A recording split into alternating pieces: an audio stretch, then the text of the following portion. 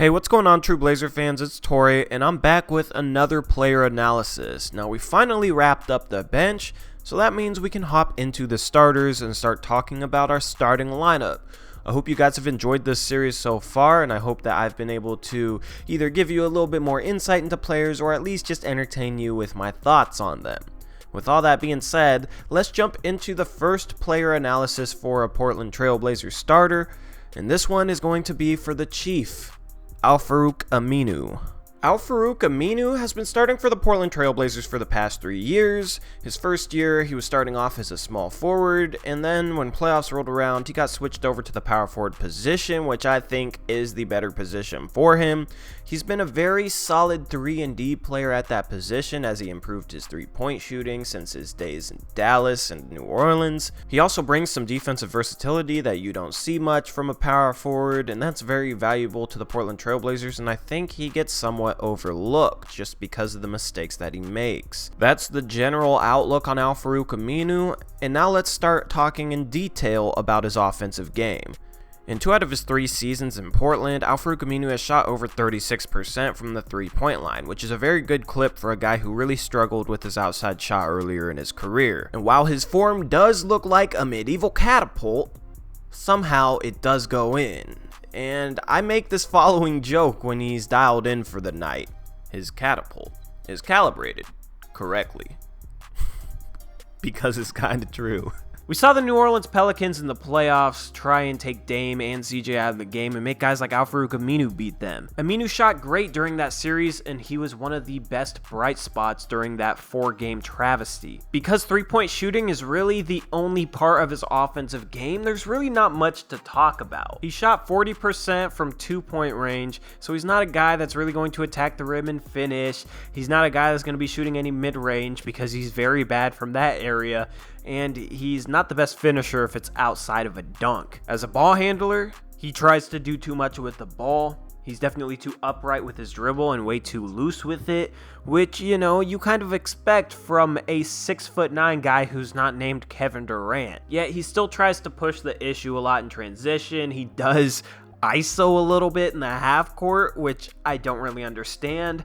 Every now and then he'll do something awkward that luckily somehow turns into something shifty where he's able to get a bucket, but those instances are few and far between. One of the things I don't understand about our current coaching staff is why they let Aminu do so much with the basketball off the dribble. I'd like to see some stats on Aminu's production when he does dribble the ball.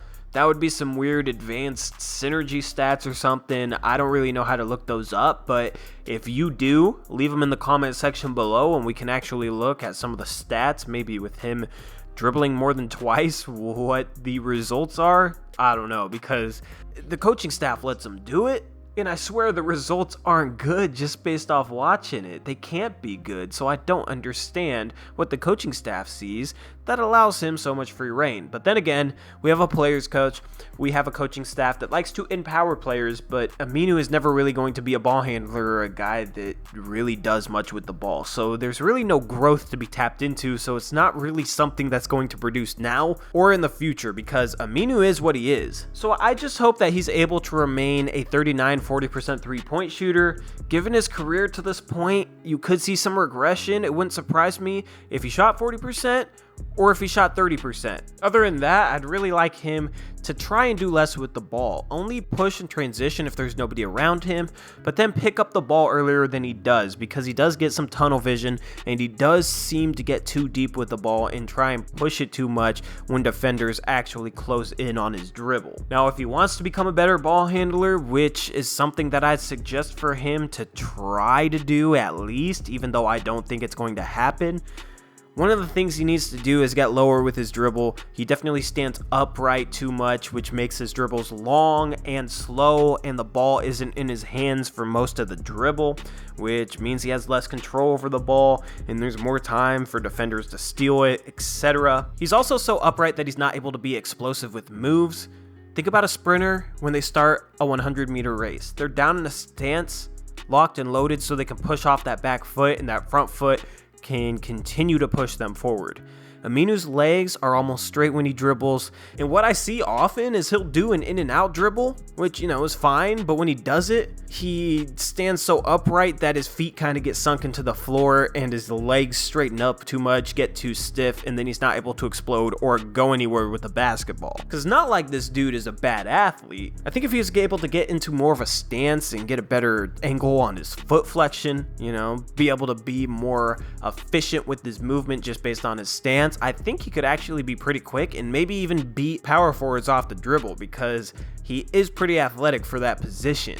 But it's very hard to change your body mechanics and the way you run and stuff like that. So that's just talking about if he was going to try and become more of a threat off the dribble. It's some ball handling, but it's a lot to do with his stance. Now defensively, I love him at the power forward spot because while he's 6'9", he has a very long wingspan.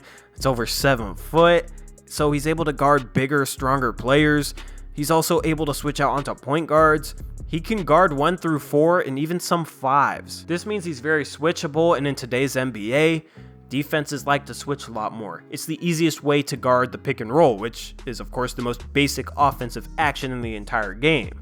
It's also easier to switch off ball screens, and when you're playing a team like the Golden State Warriors, who have a lot of like 6'6", 6'7" players, you know, Draymond and Klay Thompson, even though they're a shooting guard and power forward, they're the same height. Having long, versatile defenders that can switch all those screens that the Warriors set is very, very crucial to defending their offense. Houston almost won a series by having guys like PJ Tucker, Trevor Ariza, Luke Mbah-a-Moute. James Harden is pretty big and strong for his position.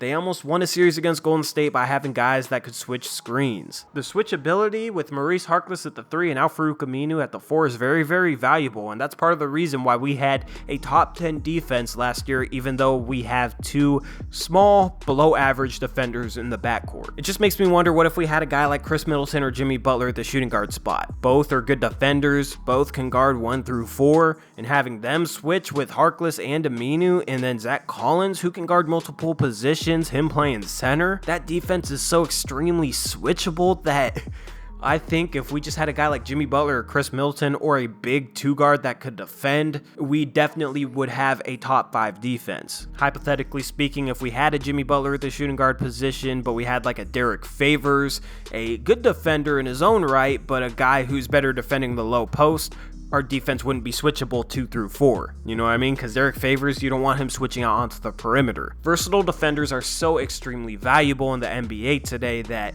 Al-Farouq Aminu's defense is very underrated across the NBA landscape. This is a guy who's not really getting votes for all defensive team, and he's a very good defender, you know, and he hustles too. He slides his feet. He gets loose balls, he blocks shots, he gets steals. Like, this dude just does everything on the defensive end that you'd want, especially out of a power forward. You can find defenders like him that play the 2 or the 3, but it's very rare that you find a defender like him that has enough size to play that power forward spot. So while he might not be the sexiest player because his offensive game looks ugly and the only real productive part of it is his 3-point shooting, he's still very, very valuable to the Portland Trail Blazers and a solid starting power forward going forward. His dumb mistakes do drive me insane, but I can recognize the value beyond that he has to our Portland Trail Blazers. Anyway, true Blazer fans, let me know what you think about the Chief. Let me know what you think about Al-Farouq down in the comment section down below. Do you want to see Collins beat him out for that starting power forward job next year? I mean, I guess we all would because Collins has more potential, but do you think it will happen? And with his contract expiring after this year, would you bring him back to maybe come off the bench behind Zach Collins, or would you let a guy like Caleb Swanigan